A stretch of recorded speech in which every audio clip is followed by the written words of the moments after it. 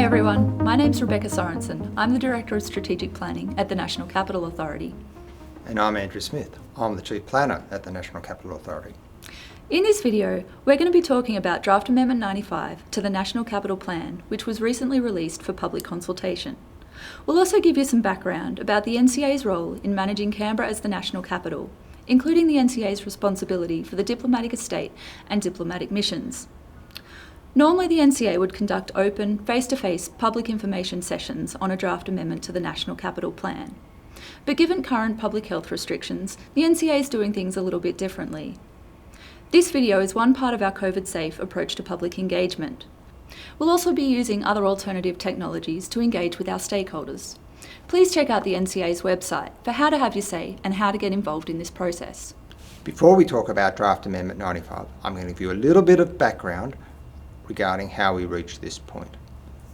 In February of 2020, the Australian Government and the ACT Government reached an agreement to exchange land.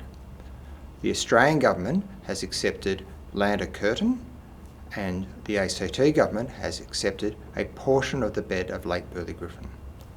The land in Curtin will be used by the Australian Government for purposes of creating a new diplomatic estate. The land in West Basin will be used by the ACT Government for development of a new urban renewal precinct. Draft Amendment 95 has two key parts.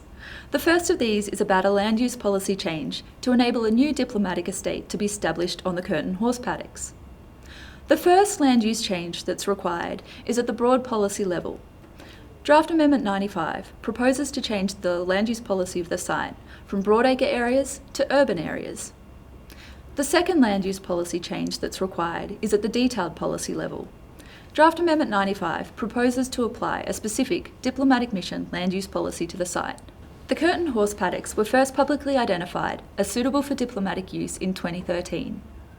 The site meets the requirements of the National Capital Plan, which encourage diplomatic activities to be located in prestigious locations, close to Parliament House and in proximity to other diplomatic estates, and also meets security requirements. The site is in close proximity to existing diplomatic estates in Yarralumla and Deakin and is only a few kilometres from Parliament House. If the draft amendment process is completed successfully, the NCA will need to undertake estate development planning for the new diplomatic estate.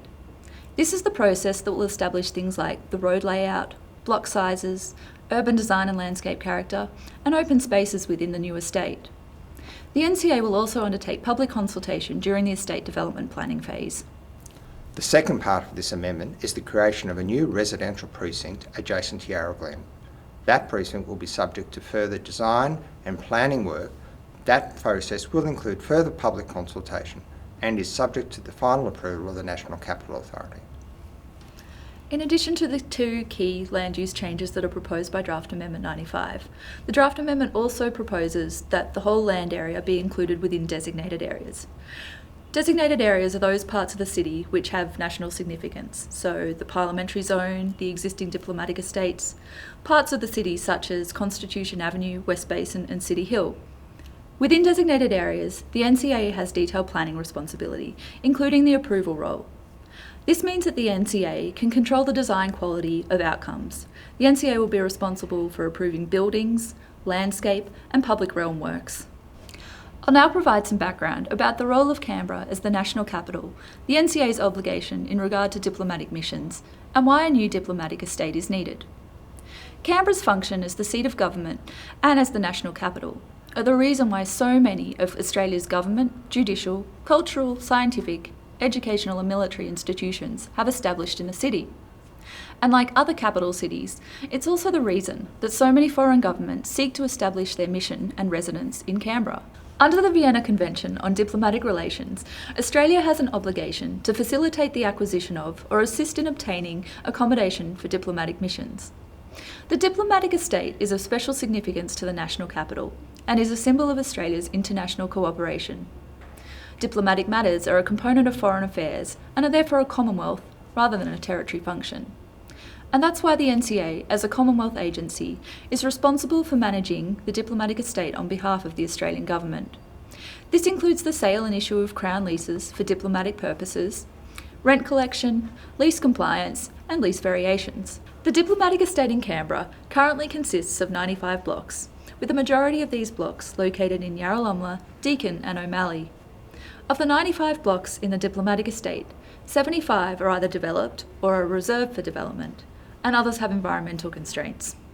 Only 2 blocks remain suitable and vacant for new missions. The proposal for a new diplomatic estate in Curtin provides a long-term solution to providing diplomatic land for foreign missions, and this gives certainty to the community in the location of where these missions will be. Consultation on Draft Amendment 95 concludes on 7 July. We'll be contacting stakeholders via letterbox drops, emails, public notices in the Canberra Times and via social media. During this 6-week public consultation period, you are welcome to join NCA staff online for a discussion about details of the draft amendment, or you can talk to NCA officers via phone or email. To do this, head over to the NCA's website, nca.gov.au, for more information. Feedback can be sent via email, post or social media. We'd love to hear from you. Thanks for listening.